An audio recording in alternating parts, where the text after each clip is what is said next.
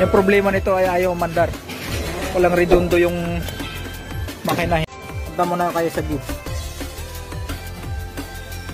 Kaya sa anong sasakyan mga ka-trouble, dapat una nyo munang tingnan yung battery voltage niya kung okay pa siya. Battery voltage. Ayan. So yung battery voltage nito ay nasa 26 pa. So napakalakas pa ng battery nito. Sapat pa para mapaikot yung makina. Yung normal battery voltage nito ay nasa 24. Pag bumagsak na siya ng 23, maaaring mahirapan na siyang paikutin yung makina. Punta muna tayo sa madali. Sikapin muna natin yung fuse at relay bago tayo pumunta dun sa malaking trabaho. Yan, buksan nyo lang to. Kasi dyan nyo na makikita yung fuse at relay. Yan. May diagram dito kaso rabbit na nakasulat, hindi natin maintindihan. So, ituturo ko na lang sa inyo kung saan nakalagay yung fuse ng ECU.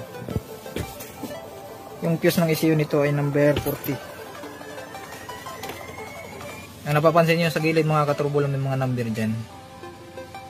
Ayan yung number ng mga fuse.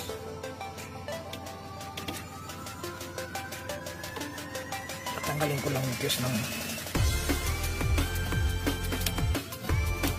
number 40. Ayan, tanggal ko na mga ka-trouble. Dito sa gilid may fuse test dito. Ayan, lagay nyo lang yung fuse dyan. Diin nyo lang. Pagka umilaw mga ka-trouble, ibig sabihin buo yung fuse.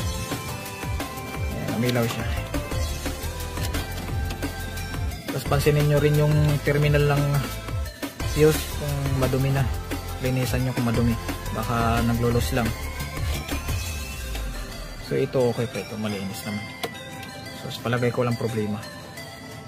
Pwede nyo rin itupiin to ng konti mga ka-trouble para sumikip dito sa saksakan. Ayan.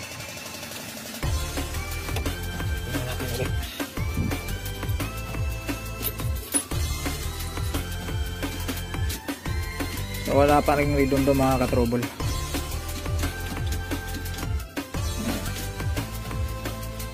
So, ngayon punta na tayo sa relay.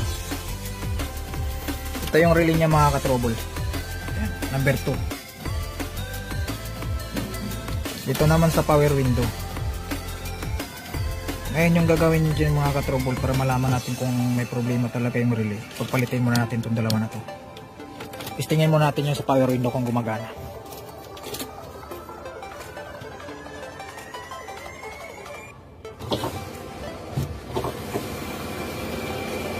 So okay siya mga ka-trouble. Gumagana siya. Angat nyo lang yan.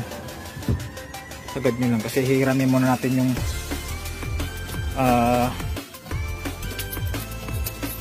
relay ng power window. Lipat muna natin, pagpalitin muna natin itong dalawa na to.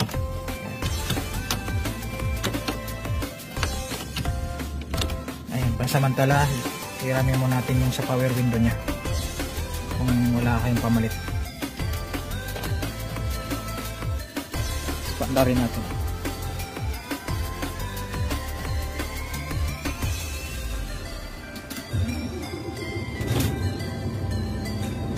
So okay siya mga ka-trouble, umandar siya. Ibig sabihin yung may problema yung relay.